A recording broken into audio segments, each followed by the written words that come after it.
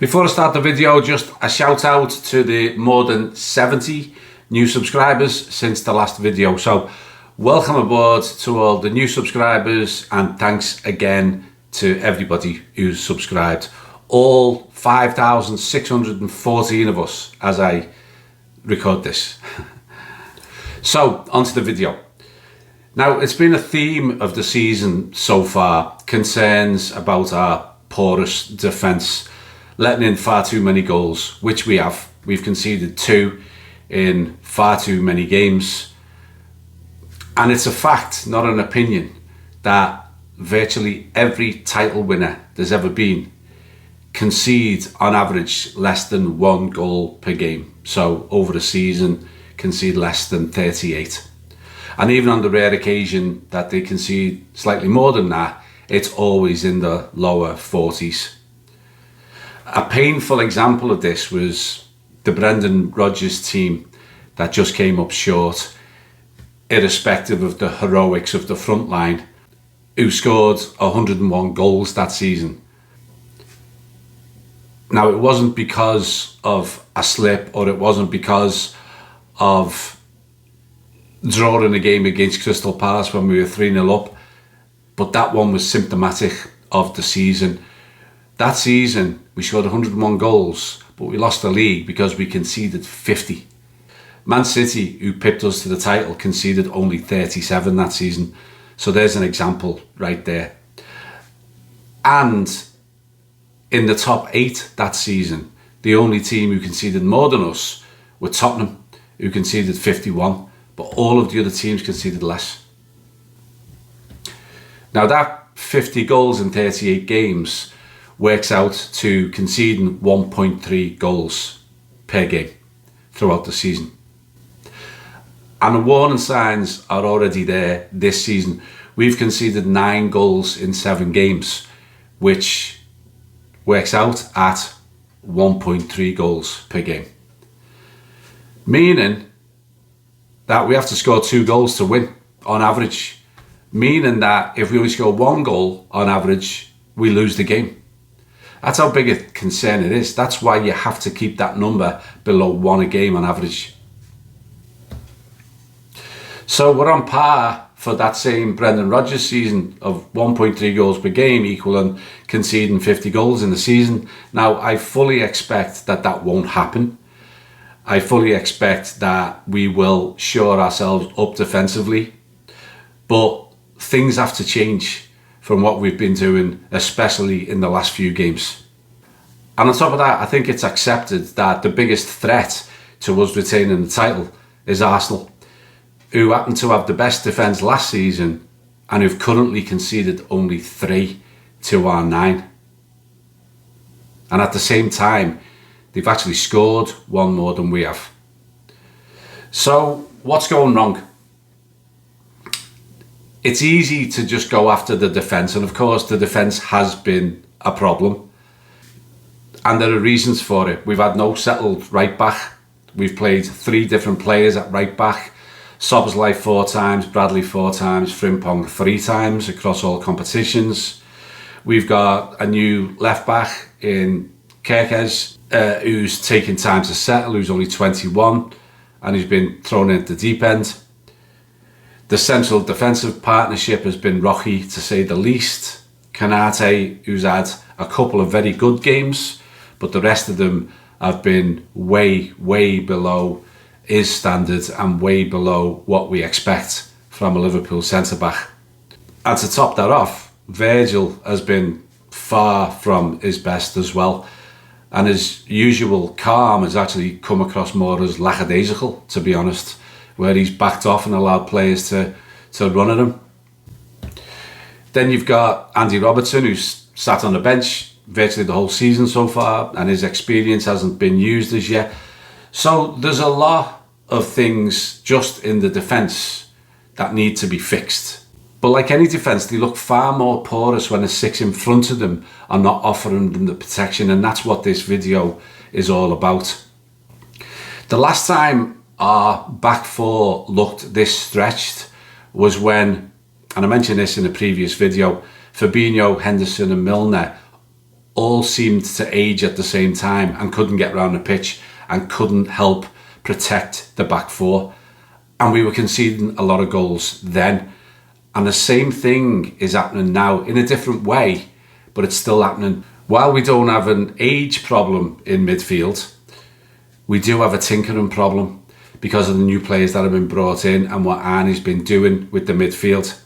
Gone is the stability of the tried and trusted trio of Szoboszlai, McAllister and Gravenberch. Dominic Szoboszlai has been played elsewhere too often. McAllister's not come back from his injury yet, back to full form. And Gravenberch early on was suspended. And even since then, he's been deployed sometimes as a centre-back, which is an experiment I hope we don't do again. So Arnie has disrupted the tried and tested trio by trying to integrate Florian Wirtz into the team. And he's utilised him in combination with Curtis Jones, which simply hasn't worked either. Wirtz and Jones, again, mentioned this last time, but they do not have the same pressing and defensive game as the standard midfield trio or the first choice midfield trio. And when they play together, they're too easy to play through. They're not mobile enough to close all the gaps. And it's not so much positional per se, it's the fact that they just don't have that skill set. They don't have the engines of the other three. They don't have the tackling ability or the dynamism of the other three, which is compounded when they play together. So this midfield instability is a contributing factor to the struggles of the defence. The more pressure put on defence, the more they're stretched and the more chances they'll give up, especially when it's a defence consisting of new players trying to find their feet and when key midfielders are being used out of position to supplement that defence. Now, compounding this situation even further is the front line. And I'm going to go into a bit of detail about this one. I'll start with the one player who deserves a lot of credit for his start of the season, for his all-round game, and that's Ugo Ekitike. He's new. He's, like everyone else, is trying to find his place in the team, but his performances have been top-notch. Not only is he scoring goals, he's working his socks off, dropping deep, playing the kind of high-press game that's been a trademark under Jurgen and of Slot's first season. But outside of Ekitike, it's been as clear as day to see that teams are playing out from the back with very little resistance coming from our wide men, or in the case of Wirtz, coming from our advanced midfielder. Now, in terms of Alexander Isak, it's too early to tell what he's going to add in terms of defending from the front. But let's talk about the others. On the right, Mo Salah over the last 12 months seems to have been given the license to conserve his energy and put all that energy into the attacking part of the game and not into the defensive part of the game. He seems to have been given a license to not track back anywhere near as much as he used to.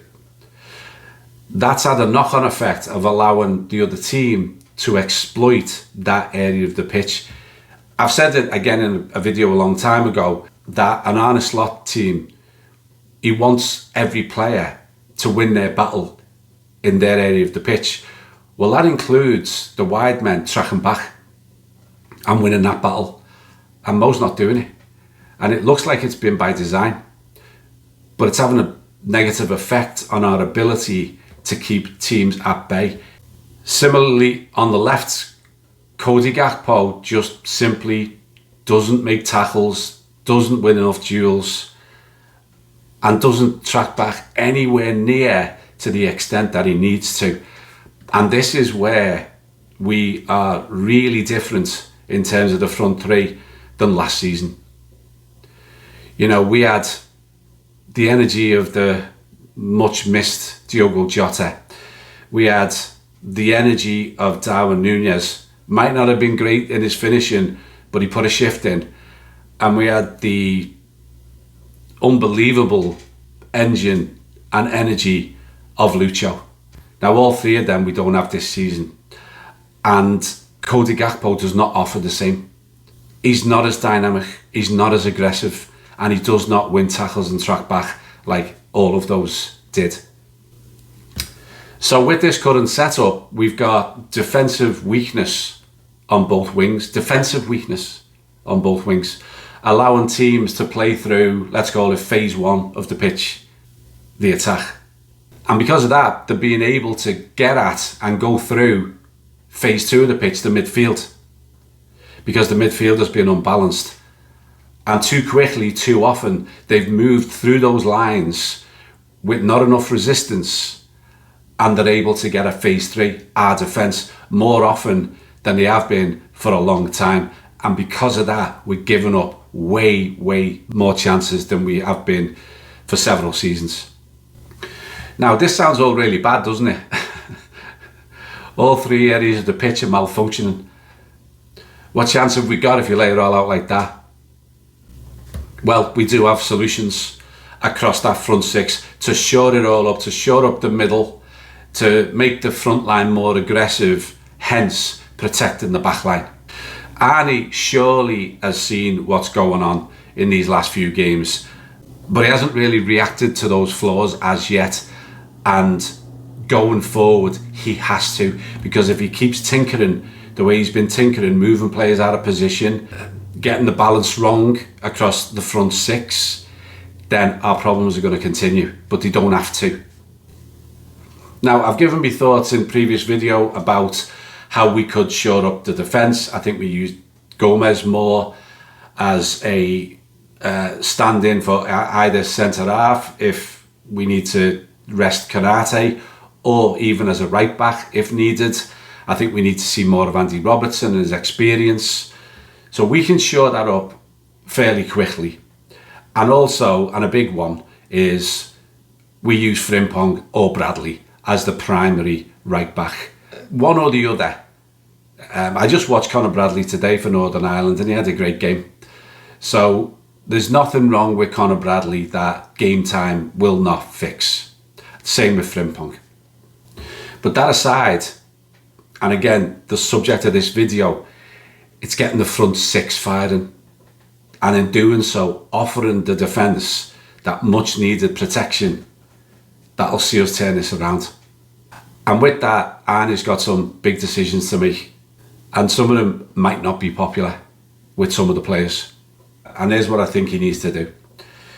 The midfield trio, the starting trio, the standard trio, every week, when available, has to be McAllister, Szoboszlai and Gravenberch. They have to be put in place to get us out of this slump and to get the consistency of this team back.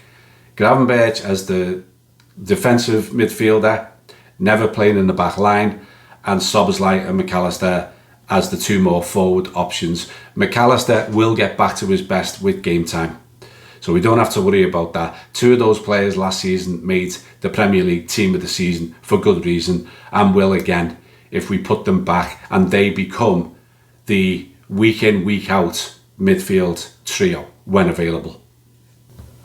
For me, this is the easiest one to solve because this is the only area of the pitch where we can field the exact same balanced part of the team with the same players. We've lost forwards, we've lost defenders. In the midfield, we can go back to basics of what we had last season. I'll get on to where Florian Wirtz might fit in a moment, but that means as well, Curtis Jones has a part to play, but he has a part to play as a squad player, coming on when and as needed at the right times, and Endo as a closer when needed. But we've got to stick with those three. But it's up front where Arnie needs to make the big calls, and the fate of our season might well hinge on it. First off, get Alexander Isak in as the number 9. Get him the game time, get him up to speed as soon as possible. He's an absolute class act and we need him. He was the second highest goal scorer and the highest goal scoring number 9 in the league last season. Let's get him back to his best. But he must make sure he understands that the role of a Liverpool number 9 is just as much about defending as it is about putting the ball in the net. Show him old videos of how Ian Rush did it or how Bobby Firmino did it if he needs some tips. On the left, play Hugo Ekitike. He's already shown in the games that he does like to drift out left, and he's been very effective. And that immediately stops the problem of teams getting out too easily on that left-hand side or their right-hand side, because Ekitike will close them down more than Gakpo does. Plus, he tracks back, he doesn't get bullied, and he's got the right skill set to still maintain his attacking prowess. Then, of course, we also have the option of YNWA, who also offers so much in terms of high energy, trickery, aggression. In every game, he would do the same. He'd keep the opposition on their toes. Now, he's a young kid and I don't expect him to start week in, week out, but I think he needs to be brought on, and I think he needs to be utilised more than he's been utilised so far on that left-hand side. So that means Cody Gakpo, rather than being a starter and then being brought off, as has happened virtually all season, becomes a player who is on the bench to start and is brought on as and when needed. It might also give him the kick up the backside that he needs, knowing that he's in a battle for his place like he was last season with Lucho. And hopefully that will help get more out of Cody in the immediate and longer term. On the right, we can't continue with Mo Salah as a luxury forward, not required to do the defensive side of the job. We do that and it gives our opposition such an easy way out to pass through the lines, knowing that one of our forwards will not be tracking back. If Mo can do that role the way he used to, both attacking and defending and tracking back, no reason that he shouldn't be starting. But if he can only perform part of that role, then Arne Slot has decisions to make. Football requires all 11 players on the pitch to do all aspects of their particular role, and one of the roles of the wide players in the modern game is to track back and to stop other teams from getting out as they try to play out. And we're not doing enough of it. Now, of course, we have a player who has shown time and again this season he has the energy, the engine, the drive, the skill set, and the attitude, and the ability to get back, to play wide right to great effect. And that is Federico Chiesa, who Arne simply cannot afford to continue to overlook, because we don't have too many options in that role. He tried Frimpong, who wasn't bought for that, against Galatasaray. Forget that. We've got Chiesa. And Mo Salah, in a matter of weeks, is going to AFCON. So we need to solve this problem now, and that means getting Federico Chiesa more game time. So think about it. We've got Isak up top, and we've got Ekitike and Chiesa, both with incredible engines, both very dynamic, both creative, who can create and can also stop the opposition from getting out, which immediately helps the midfield that is now balanced, which immediately protects the back four. and you know, going back to Chiesa, for Arne to keep overlooking him is inexcusable. It's a bit of a dereliction of duty, especially knowing when one of your key players, Mo Salah, is not going to be available for several weeks. Now, don't get me wrong, Mo Salah suddenly doesn't become a substitute who was only brought on occasionally, but he either does the role to his full or he shares the time with Chiesa. Gakpo, I do think, needs to be given a seat on the bench and given the likes of Ekitike more responsibility and more game time as a left-sided player. But the one glaring omission in this team that I've put together here is no Florian Wirtz. Now, I'm a huge fan of Wirtz, and I think he's going to become a superstar. And I'm in no way overlooking him. But I believe he still needs time to adapt, just like Kerkez, just like Frimpong, and with him as an option who comes on either as an attacking midfielder or as a false nine, as and when needed. And over the course of the season, he becomes more and more disciplined as a Liverpool player, understands the systems more, but in the meantime can still have a huge effect on games, even if he's not starting or even not playing 90 minutes. We can bring him on as an attacking midfielder to unlock packed defences when we need to, finding space between the lines against a tiring opposition later on in the game. He can also come on as a false nine, a role he's played with success at Leverkusen. And his movement and cleverness in that role could be an ace in the pack for us, in a way that Bobby Firmino's football brain was one step ahead of the centre-backs, so Florian Wirtz could have the same effect. He'd pose central defenders an entirely different problem than would either Isak or Ekitike if he was to replace one of them during the game. It's a definite option, and it's one I really believe requires some consideration. So, getting back to the overall theme of the video, our defensive woes are far more than just a porous defence. It's just as much a function of the instability of the team at the moment, the growing pains of the new players, and the effect it's had on the 6 players ahead of the defence. And a way forward is stability and consistency in those areas. There can be no more playing of specialist players out of position in unfamiliar roles, because that immediately creates weakness across the team. All of the links required for a fully functional team get broken. But just as much, it's about the right balance, chemistry, quality and work rate of the 6 players that are chosen for those front 6 roles. And nothing less than full commitment to your specific role and winning your area of the pitch will do. That's how we get back to winning ways and dominating games the way we should. So do this, and I'm sure we'll see this team of elite footballers kick on, put this mini slump behind us, and give this title defence the kind of boost it deserves. See you soon. You'll never walk alone. Cheers. Ta-ra.